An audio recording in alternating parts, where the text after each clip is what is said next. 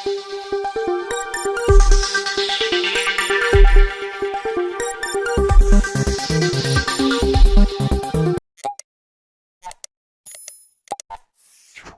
channel does not promote any violent, harmful, or illegal activities. All content provided by this channel is meant for an educational purpose only.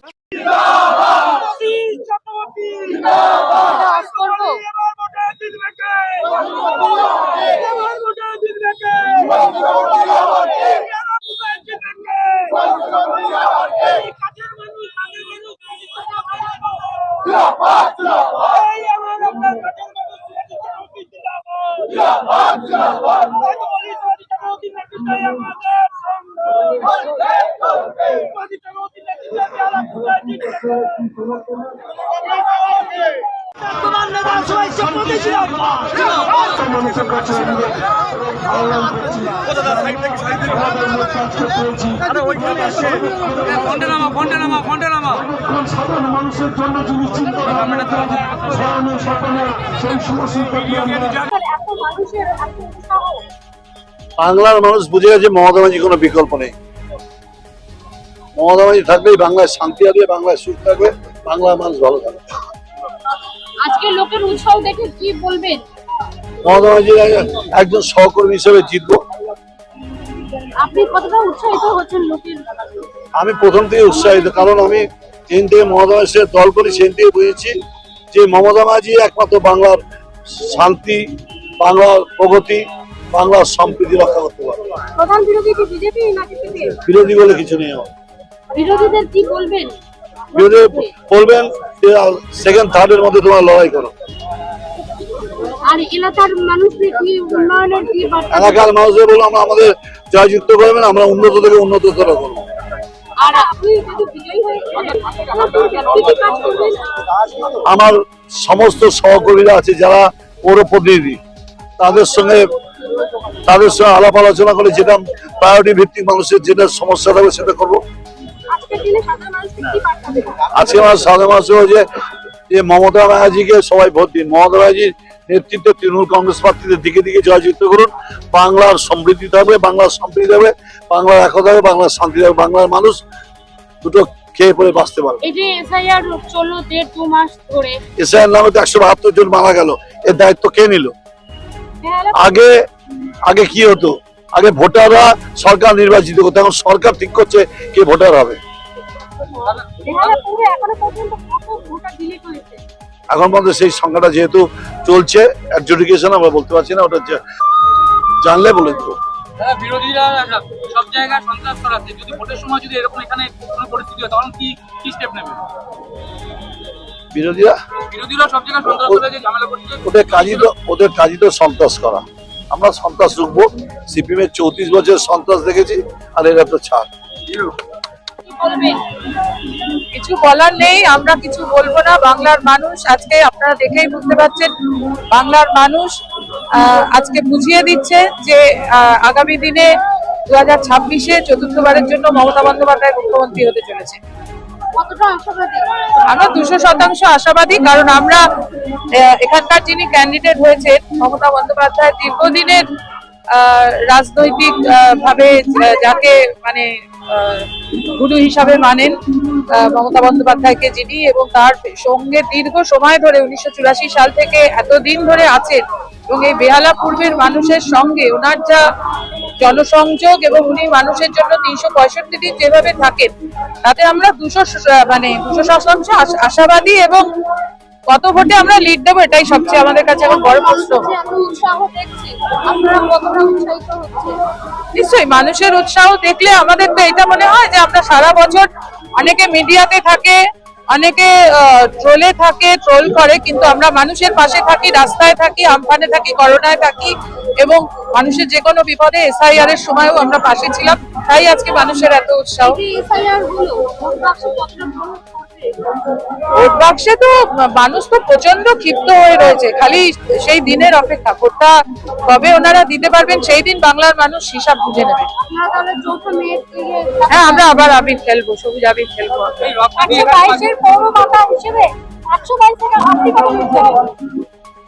122-এ আমরা তো আশা রাখছি 14-15 হাজার vote আমরাই lead দেবো।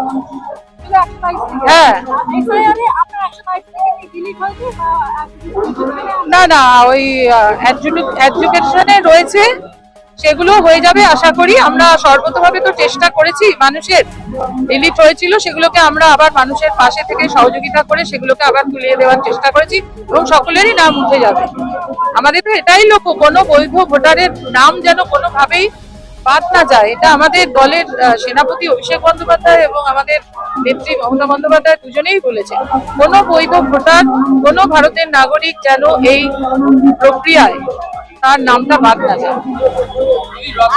আপনাদের এইখানে 5 বছর ছিলেন, কোন কাজটা বাকি আছে যেটা দাদা সম্পূর্ণ করবে?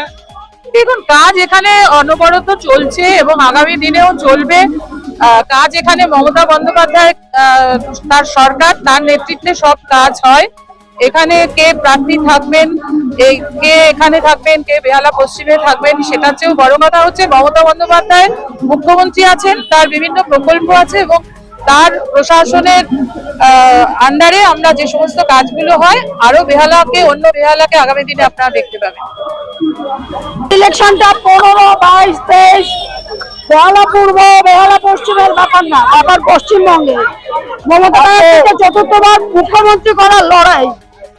সুতরাং এই লড়াইয়ে সবাই সমবেতভাবে আমাদের প্রচেষ্টা করা উচিত। এখানে একজনই প্রার্থী, মমতা ব্যানার্জি, এবং এই দলকে জয়ী করার জন্য আপনারা জানেন অর্থবল, পেশিবল সবই আছে। ইডি, সিবিআই সমস্ত অস্ত্রের বিরুদ্ধে আমাদের লড়তে হচ্ছে। একমাত্র আমাদের সম্বল হচ্ছে জনবল। সাধারণ মানুষের কাছে আমরা পৌঁছচ্ছি এবং এই অস্ত্রেই আমরা জানি চতুর্থবারকে মমতা ব্যানার্জিকে আমরা নবান্নে পৌঁছে দেবো, এই প্রত্যয় আমাদের আছে। এসআইআর নিয়ে যা ভোগান্তি হয়েছে আমাকে নতুন করে বলার নেই। এখনো বহু যোগ্য ভোটার ভোটার তালিকায় নাম তুলতে পারেনি, বহু ভোটারের নাম ডিলিটেড তালিকায় আছে। সেক্ষেত্রে অবশ্যই পড়বে, অবশ্যই।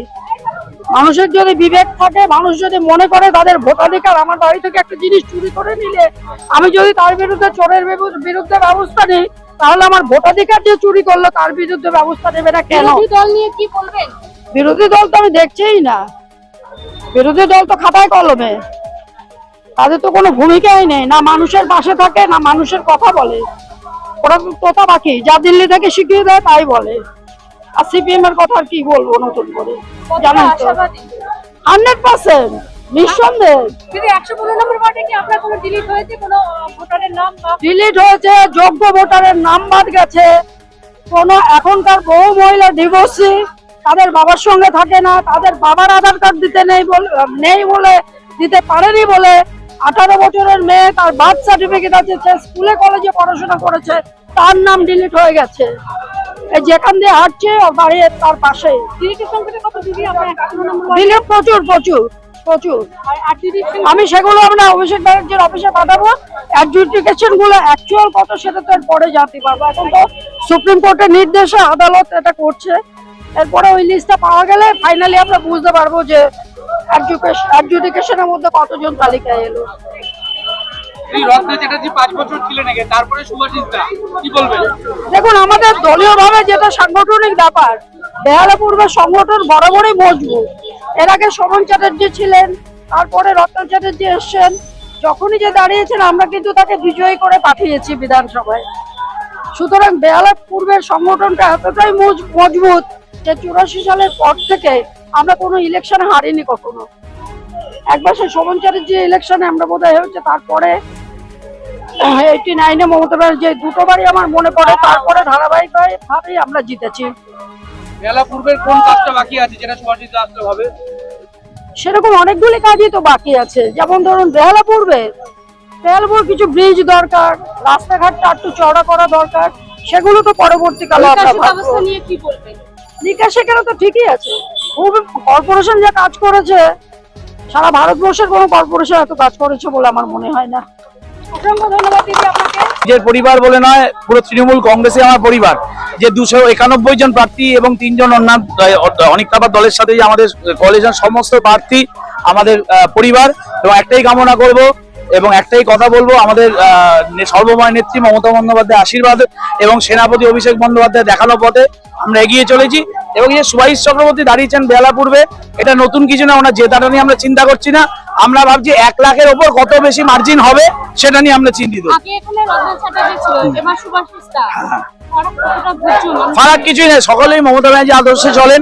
রত্না চট্টোপাধ্যায় বেহালা পশ্চিমে দাঁড়িয়েছেন, উনিও ভালো কাজ করবেন। এবং সুভাষ চক্রবর্তী তো আছেনই, তিনি কাজের মানুষ।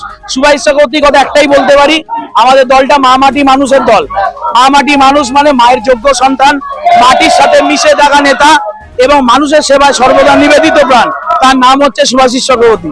আর সুভাষিস চক্রবর্তীর নামের সমার্থক অর্থ হচ্ছে কাজ, মানুষের সেবা। সেই জন্য এখানে মানুষ ওনাকে জেতানোর পর এসআইআর কতটা প্রভাব ফেলবে? কিচ্ছু প্রভাব ফেলবে না, আরো আমরা বেশি সিট পাবো। 2026 সালের ভোটে মিনিমাম 226-এর ওপর ভোট নিয়ে সিট নিয়ে আমরা এগিয়ে এবার আসবো। বিরোধীদের কি বার্তা দেবে? ওনারা সেকেন্ড আর থার্ড নিয়ে চিন্তা করুক, আমাদের ক্ষমতা আসার কথা সেটা স্বপ্ন না ভাবে। কারণ গণতান্ত্রিক মাধ্যমে সকল মানুষের আশীর্বাদ আমাদের তৃণমূল কংগ্রেস দলের প্রতি আছে। দেখছেন তো, আপনারা দেখছেন মিছিল, আপনারাই দেখুন, মানুষ দেখছে, চারধারে মানুষ দাঁড়িয়ে আছে, তো উৎসাহ এটাকে দেখলেই প্রমাণ হয়ে যায়। কোন কোন? দেখুন, আমাদের সকল ওয়ার্ড থেকে সবার মধ্যে সবার কম্পিটিশন, যে কে বেশি মার্জিন দেবে, তো সেটা রেজাল্ট বেরোনোর পরেই বুঝতে পারবো, কারণ সকলেই যোগ্য কাউন্সিলর। হ্যাঁ হ্যাঁ, অবশ্যই আমাদের বিরোধীদের সাথে কাউন্সিলর কম্পিটিশন নেই, নিজেদের মধ্যে কম্পিটিশন, কে কত লিড দিতে পারে।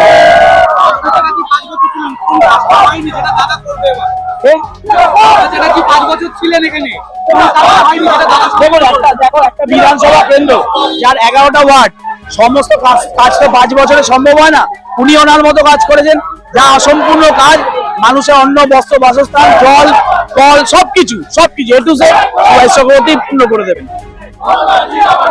প্রার্থী হিসেবে সুভাষিস চক্রবর্তী যে এই যে একটা মহা মিছিল করলেন, তাতে এত মানুষের সমাগম, কি মনে হচ্ছে? সে মানুষ দেখলো, রাস্তায় মানুষ দাঁড়িয়েছিল, ঢল নেমে গেছে একটা। কিন্তু বিজেপিতে এখনো প্রার্থীই খুঁজে পাইনি। বিজেপি সব ছেলেরা বলছে সুভাষিস চক্রবর্তীকেই ভোট দেবে, কি আমরা তো বুঝতে পারছি না। বিজেপি আর প্রার্থী দেবে কিনা আমরা বুঝতে পারছি না। এই মিছিল থেকেই ওরা একটু ভয় পেয়ে গেছে। আগামীকাল বিজেপি প্রার্থী ঘোষণা করবে। যাকে প্রার্থী দেবে সে যা বুঝতে পারছে জানে না। বিজেপি ছেলেরা সবাই বলছে সুভাষিস চক্রবর্তী কেই ভোট দিতে হবে আমাদের, আগে পানি পাবে না। প্রধান বিরোধী এখানে কাকে করতে হবে? কাউকে ধরার নেই। যা কাজ করেছে দিদি, রাস্তা, জল, লাইট, এই ভাঙড় হসপিটাল, কি পাচ্ছে না মানুষ। তারপরে আবার কাকে চাই? যে হিন্দু মুসলমান এই রাজনীতি করবে তাকে চাই না। এসআইআর নিয়ে কি বলবেন, কতটা প্রভাব ফেলতে পারে? কিচ্ছু ওরা ভয় পেয়েছে বলেই তো 2 মাস আগে সেনাবাহিনী লাভিয়ে দিয়েছে। আমরা তো ভয় পাইনি, রাজ্যপাল রাতারাত্রিতে সরিয়ে দিল, আমরা ভয় পাইনি। আজকে যদি এত লোকের সমাবেশ হয়, আগামী দিনগুলো কি আশা করছেন? আরো লোক বাড়বে, এই বিজেপির সব লোক তো জয়েন করে দিচ্ছে। ওই শুভেন্দু অধিকারীর সাথে যে ছিল 2 দিন আগে, সে তৃণমূলে জয়েন করলো, সে আর পাচ্ছে না। শুভেন্দু অধিকারী ভয় পেয়েছে বলে 2 জায়গায় দাঁড়িয়েছে, মানুষ ভয় না পেলে তো 1 জায়গায় দাঁড়াবে।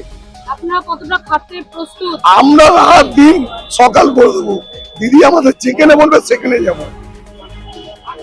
রত্না চ্যাটার্জি 5 বছর ছিলেন এখানে, এখন সুভাষিস দা হচ্ছে, কি কাজ বাকি আছে যেটা দাদা শুরু করবে? আবার দাদার লোক বলবে, মানুষ এসে এটা চাহিদা থাকবে, মানুষ এসে বলবে, সেটা আমার দাদা পূরণ করে দেবে।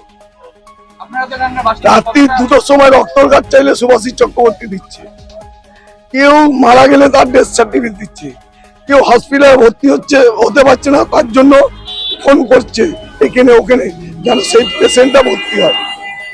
মানুষের সাথে থাকলে আর কাজ কি দেখবে মানুষ? এই যে সিপিএম বলুন, বিজেপি, কংগ্রেস, বিরোধীদের কি বার্তা দেবেন আপনাদের দলের তরফ? আর বার্তা কি দেবো? রাস্তায় বার্তা দাঁড়িয়ে আছে, মানুষ রাস্তায় দেখিয়ে দেবে বার্তা কি আছে, লাইট আছে, জল আছে, আর কি চাইবে?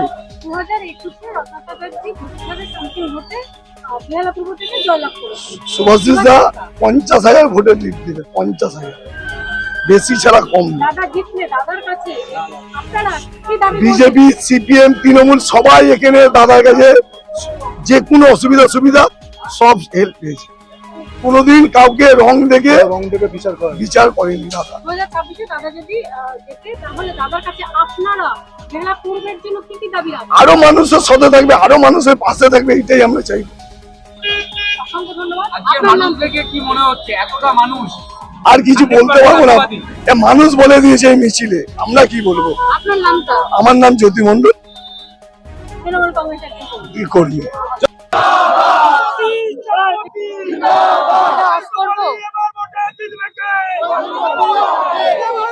জন্মদিন হোক বা বিবাহ, যে কোনো শুভ অনুষ্ঠানে ফটো ও ভিডিওগ্রাফি করাবেন ভাবছেন, অথবা প্রি ওয়েডিং এর ভিডিও করাবেন, তাহলে আজই যোগাযোগ করুন জুবিল্যান্ড ফটো অ্যান্ড ভিডিওগ্রাফিতে। এখানে উন্নত মানের ডিজিটাল ক্যানভেরা অ্যালবাম ডিজাইন ও প্রিন্ট করা হয়। এছাড়াও এইচডি কোয়ালিটির ভিডিও মিক্সিংও করা হয়। আপনার জীবনের সেরা মুহূর্তগুলোকে সংরক্ষিত রাখতে এবার আপনার সাথে থাকছে জুবিল্যান্ড ফটো ও ভিডিওগ্রাফি। তাহলে আজই যোগাযোগ করুন এই নম্বরে 8910047261-এ। আপনার সফরকে মসৃণ এবং সুন্দর রাখতে আপনার গাড়িতে ব্যবহার করুন আরাভালি লুব্রিক্যান্ট অয়েল। জার্মান এবং ইরানের যৌথ প্রযুক্তিতে উৎকৃষ্ট মানের লুব্রিক্যান্ট 12 মাস আপনার গাড়িকে রাখবে সুরক্ষিত।